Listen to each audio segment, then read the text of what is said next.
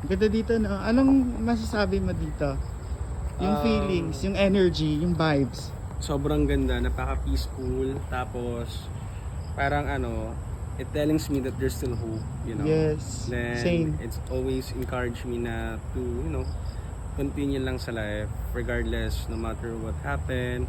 Parang, pag nilay talaga to. Talagang thank you Lord for this, Diba? opportunity. Kahit wala pa tayong tulog. Oo, diba? Sobrang saya. Mm-mm. Then yung makarinig ka ng natural huni ng ibon, Oo, tapos grabe. yung mga kuliglig, then makakita ka ng mga butterflies, No? sceneries na ganito, Oo. then there's, church na ganyan kaganda, parang hindi ka nalugi, Grabe, no? Kasi, sobra.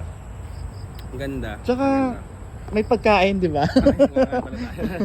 Sobrang So, may pagkain. Maraming pagkain.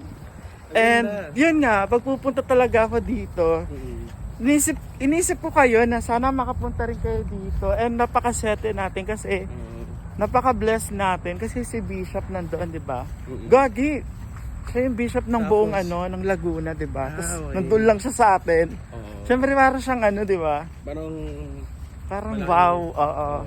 Super wow factor. Tapos, at the same time, nakakalungkot kasi sa lugar na to marami kang makikitang mga elder. Oo, na elder. pinabayaan. Yeah. Sobra. Tapos, at the same time, parang nakakalungkot isipin na may mga anak na Pinabayaan sila. pinabayaan, naabandona, inabandona sila dahil hindi siguro, dahil sa katandaan. Oo. And that's something na talagang pa-realize sa akin na talagang kailangan kong mahalin yung family ko. Yes. Especially my mama tsaka papa. Though dito puro lalaki siya, Kasi what more pag dumating yung panahon na tumanda sila, ayoko ma-experience nila yung ganito. Oo.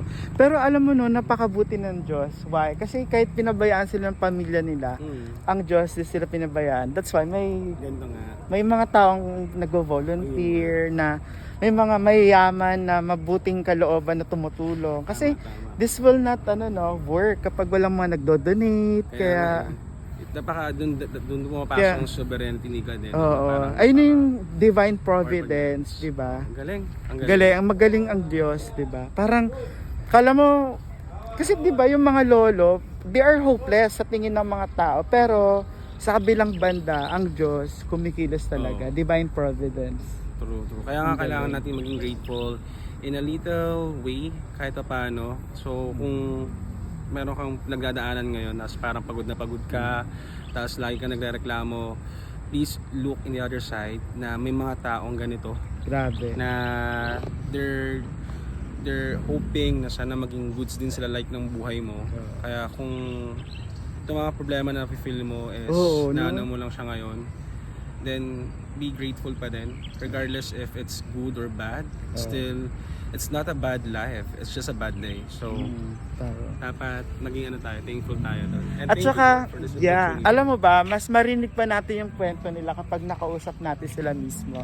And syempre, I have already some information from them, pero it would be best kung ikaw mismo yung makakausap. Wala pa tayong sleep, no, pero parang feeling ko kompleto na ako. Ang ganda rito, bro.